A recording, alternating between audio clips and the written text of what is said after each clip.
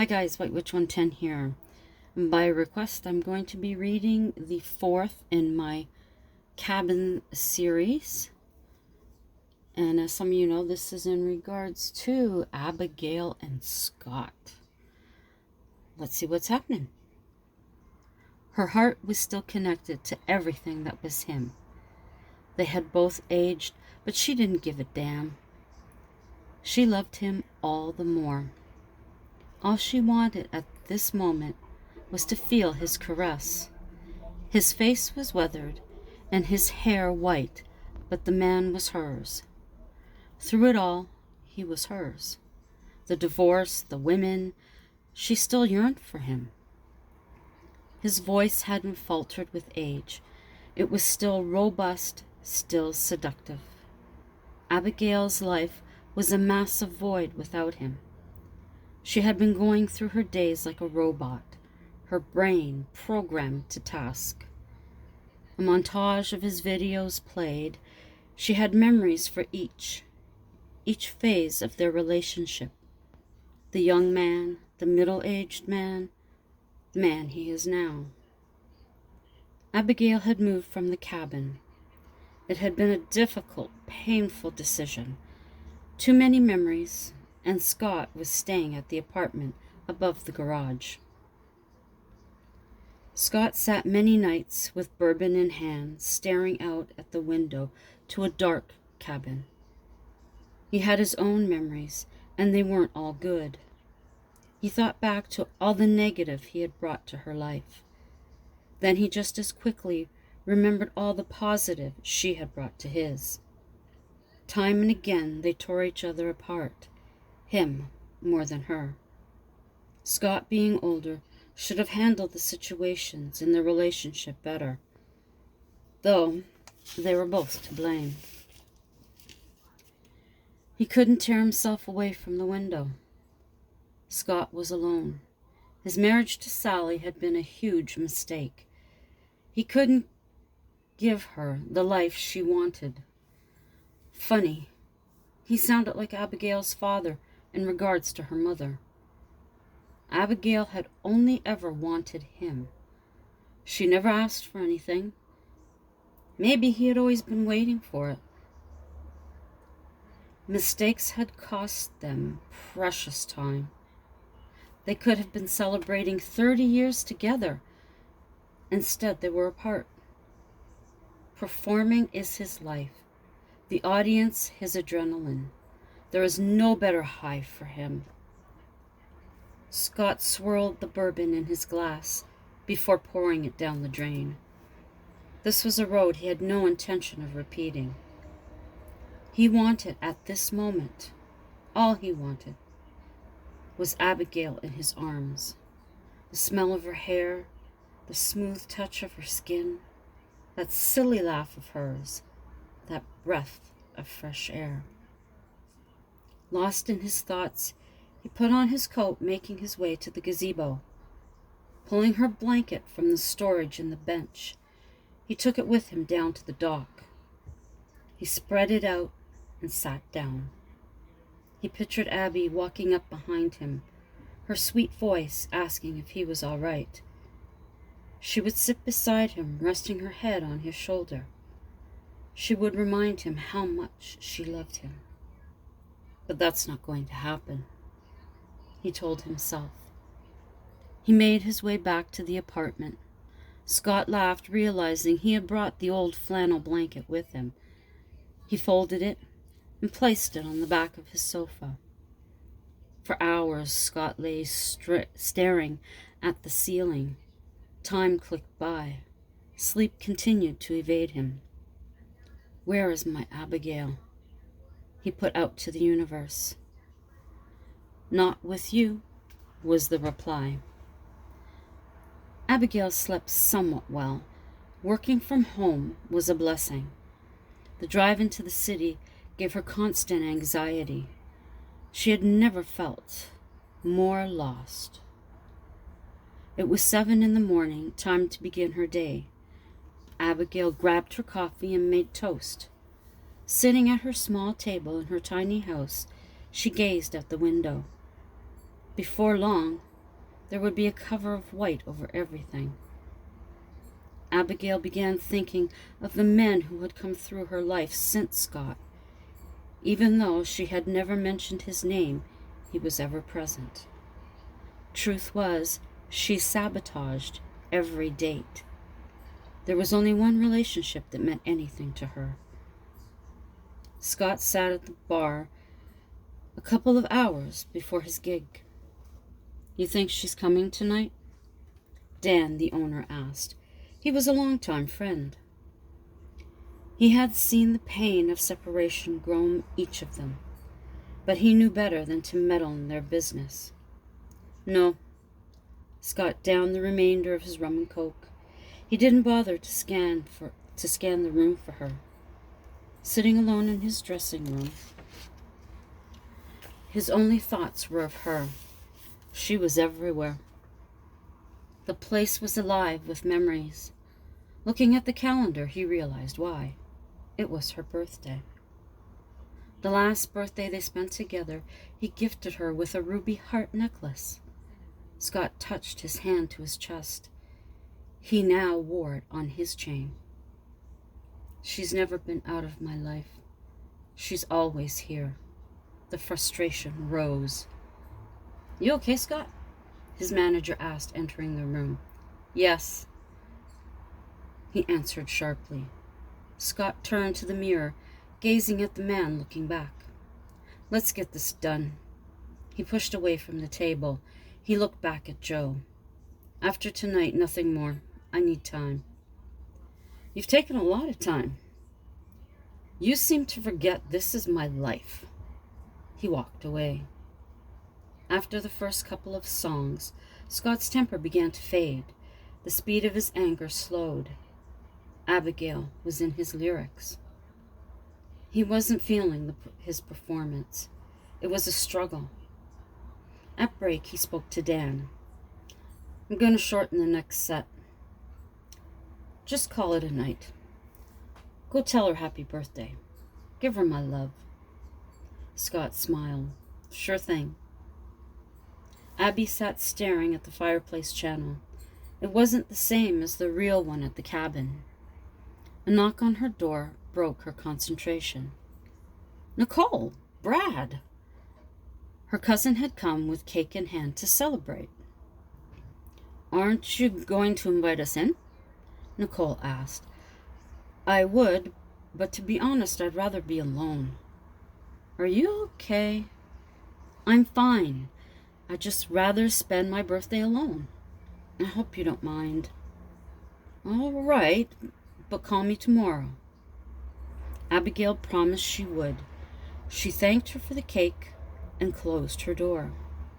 She placed the box on the small kitchen island. "Happy birthday, cousin," was written in icing. She smiled and closed the lid. An hour later, Scott approached her tiny home. Dan had provided him with the address and directions. He was nervous like a teenager on a first date, but he was a grown man. Abigail made out the tender knock on her door. Who now? She wondered. She should have let the family know she preferred to be alone. Through the peephole, the sight made her heart leap. "Come in," she greeted, opening the door for Scott. "Happy birthday." Dan sends his love. He held out a small box. "You can place it on the island." Abigail opened the flap. "Happy birthday, my breath of fresh air." She gave him a side glance.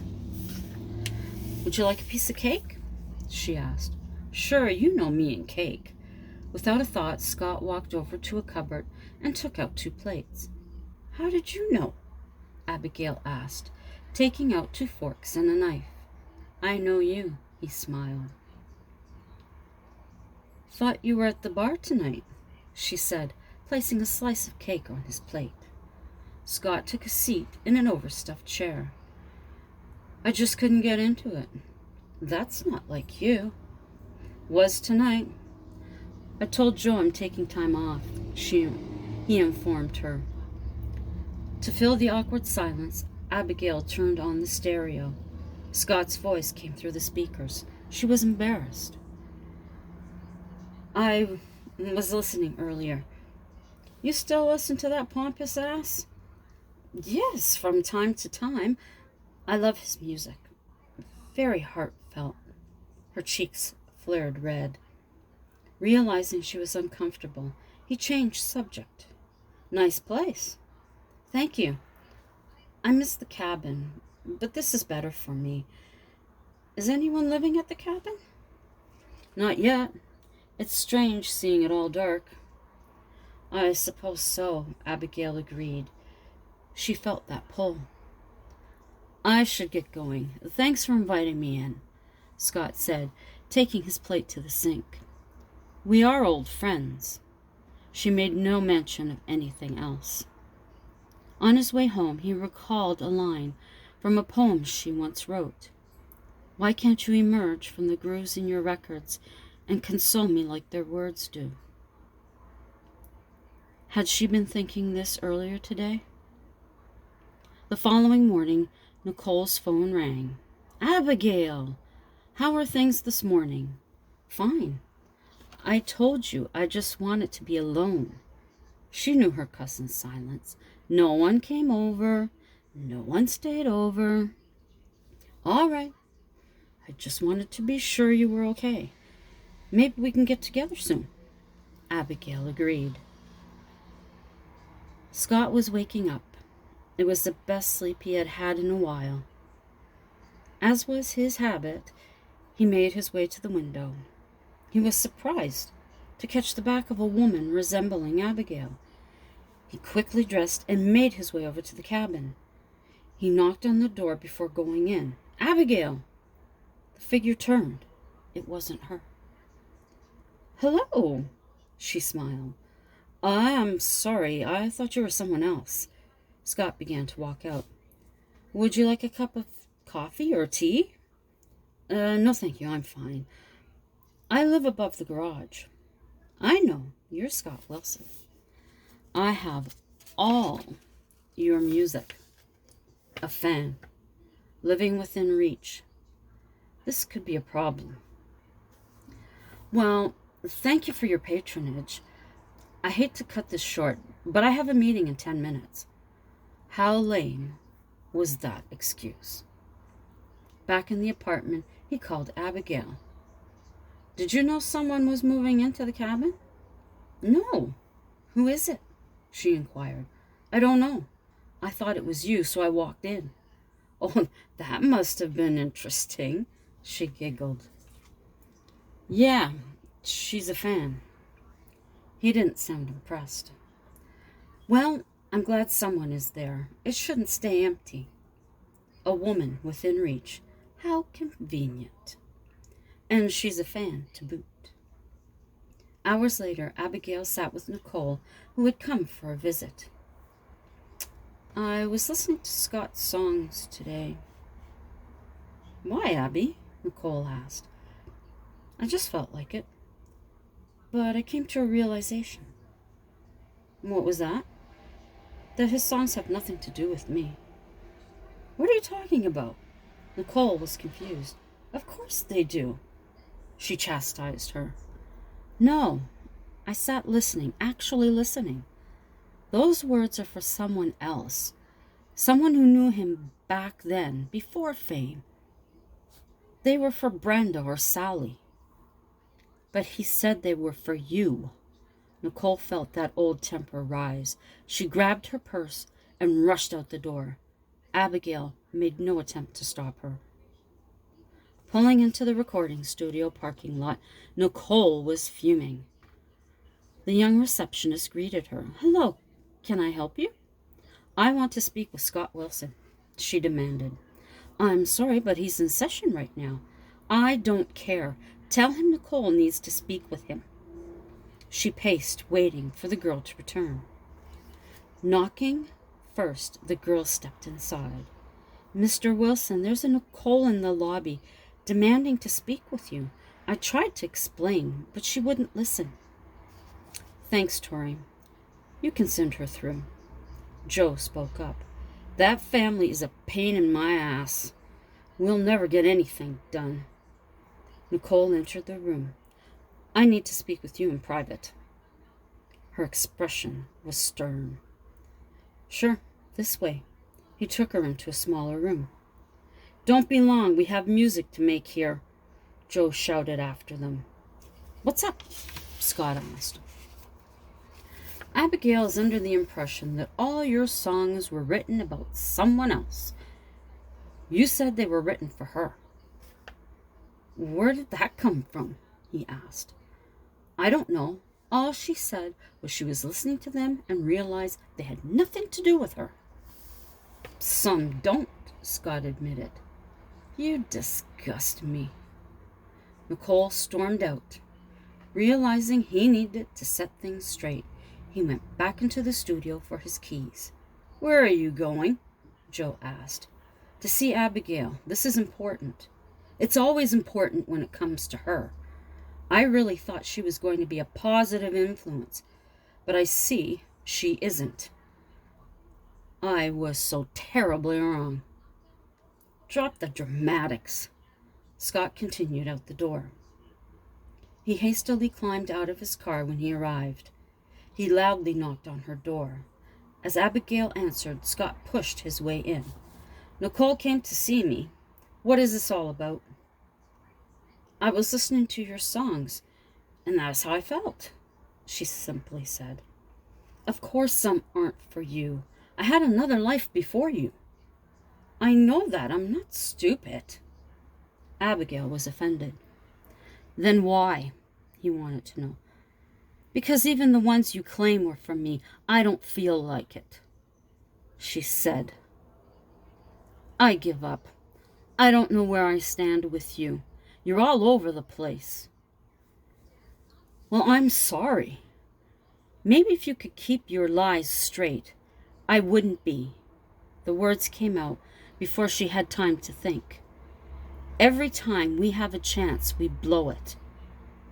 Now I remember why we divorced. Scott stormed out of her tiny house. Abigail was left stunned. Had this actually happened? We'll leave it at there for this evening and continue it tomorrow. Wonder what happens. Well, of course, I should know I wrote it, but you're going to have to wait. As always, thank you for coming by. I hope you enjoyed this start of this story. Away from the cabin. I had to double check. If you're new to my channel, please check out my other videos. If you find anything that you like, give it a thumbs up. Drop me a comment and share it out if you think someone else would be interested. Also, while you're here, consider becoming a subscriber. And if you do, remember to click the notification bell so that you'll know the next time that I upload. And until the next time, from a sunny and warm Ottawa, ciao for now. But I have to thank Winter Storm for my intro. I think that's what you call it. Yeah, I think that's what you call it. This woman's been working hard, sending me all sorts of different ones. So far, I like this one. So this is the one I'm using this evening. Thank you, Tammy. Greatly appreciate it. Love you, sister. And again, ciao for now.